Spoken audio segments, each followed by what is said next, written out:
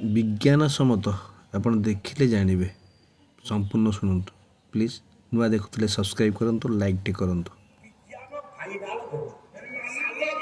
ପାଠ ପଢିଥିଲେ ଖାଲି ମୁସଲମାନ ଘରେ ଜନ୍ମ ହେଇଗଲେ ମୁସଲମାନ ଯୋଉଦିନ ଲାଲବେଗ ଯୁଦ୍ଧରୁ ପୁରୀରୁ ଫେରିଲା ବାଟରେ ପଡିବ ପିପିଲି ପାଖରେ ଦାଣ୍ଡ ମୁକୁନ୍ଦପୁର ବିଧବା ବ୍ରାହ୍ମଣୀକି ଉଠେଇ ନେଇ ପଳେଇଲା। ଯେତେବେଳେ ତାକୁ ବିବାହ କରିବା ପାଇଁ କହିଲା ବିଧବା ବ୍ରାହ୍ମଣୀ ହାତ ଯୋଡ଼ିଲା, କହିଲା ମୁଁ ବିବାହ କରିବି ଯେ ମୋ ସ୍ୱାମୀ ମରି ଯାଇଥିଲେ, ମୋ ସ୍ୱାମୀଙ୍କ ଔରସରୁ ମୋ ଗର୍ଭରେ ଗୋଟିଏ ସନ୍ତାନ ଅଛି। ଇଏ ସନ୍ତାନ ଜନ୍ମ ହେଇ ସାରିଲା ପରେ ମୁଁ ତୁମ ସହିତ ବୈବାହିକ ସମ୍ପର୍କ ରଖିବି। ଯେ ମୁଁ ଆଜି ଘରେ ରହିଲେ ମଧ୍ୟ ଅନ୍ନ ସ୍ପର୍ଶ କରିବି ନାହିଁ। ଯେତେ ଯାହା କୁହ ମୋର ବିଶ୍ୱାସ। ଆହାର କରି ରହିଥିଲେ ବ୍ରାହ୍ମଣୀ, ଜନ୍ମ ହେଲେ ସାଲରେ। ତେଣୁ ବିଜ୍ଞାନ ଫାଇନାଲ ଦେଲେ, କହିଲେ 750 କୋଷ ମଣିଷ ଦେହରେ ଅନେକ ଗୁଡ଼ିଏ ଜୀବକୋଷ ଅଛି। ମୋ ବିଜ୍ଞାନ ପଢୁଥିବା ପୁଅ ଝିଅ ମାନେ ଶୁଣ, ଜୀବକୋଷ ଗୁଡ଼ିକ ନିଷ୍କ୍ରିୟ ହୁଅନ୍ତି, ପୁଣି ସକ୍ରିୟ ହୁଅନ୍ତି।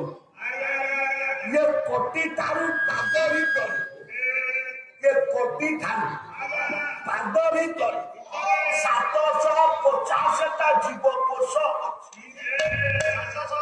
ସେ ମଣିଷ ଚାଲିବାରେ ସାହାଯ୍ୟ କରିଥାଏ। ମଣିଷ ଯେତେବେଳେ ଆବଶ୍ୟକ ଥାଏ ଅଧିକ ଚାଲିଯାଏ, ସେତେବେଳେ ଜୀବକୋଷ ଗୁଡାକ ନିଷ୍କ୍ରିୟ ହୋଇଯାଏ, ଯାହାଦ୍ୱାରା କି ମଣିଷ ଆଉ ଚାଲିପାରେନି, ବିଶ୍ରାମ ନିଏ। ପୁଣି ବିଶ୍ରାମ ନେଲେ ଜୀବକୋଷ ସକ୍ରିୟ ହେଲେ ପୁଣି ଚାଲେ। ତେଣୁ ଡାକିଲା କହିଲା ପ୍ରଭୁ 750 ଜୀବକୋଷ ଆଉ ଚାଲିପାରୁନି, ମୁଁ 18 ଲାଖରେ ପଡିଛି, ବିଶ୍ରାମ ନେଉଛି। ଟିକେ ଅପେକ୍ଷା କର ପ୍ରଭୁ, ମୁଁ ଆପଣଙ୍କୁ ରଥ ଉପରେ ଦର୍ଶନ କରିବି।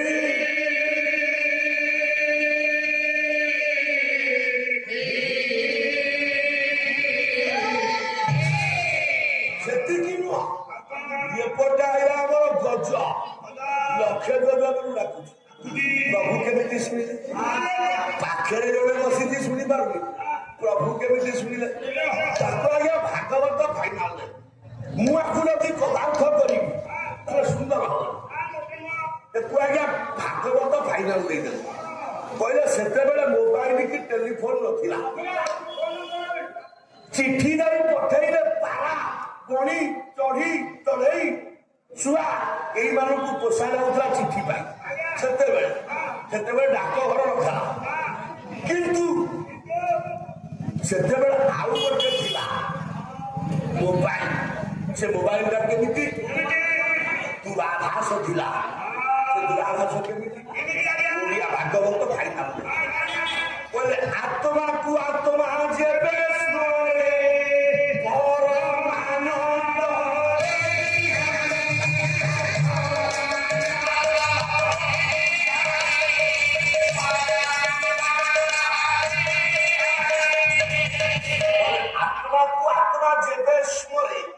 ପରମାନନ୍ଦରେ ବିହୀନ ଇଏ ଆତ୍ମା କାୟ ମନ ବାକ୍ୟ ଯଦି ଆଉ ଗୋଟେ ଆତ୍ମାକୁ ସ୍ମରଣ କରୁଥିଲା, ସେତେବେଳେ ସେ ଆତ୍ମା ଶୁଣୁଥିଲା।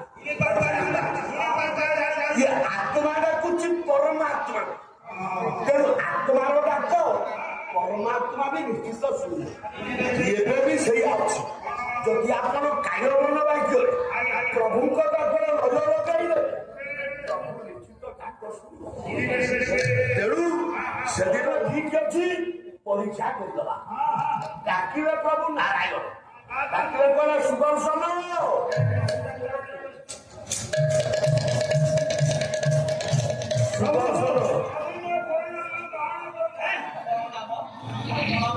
ସୁଦର୍ଶନ ତମେ ଯେତେ ଶୀଘ୍ର ପାର ଯାଏ, କଣ୍ଡୁକି ନଥିଲେ ମୋ ଭକ୍ତ କୁମ୍ଭୀର କବଳରେ ପଡିଛି। ମନ୍ତ୍ର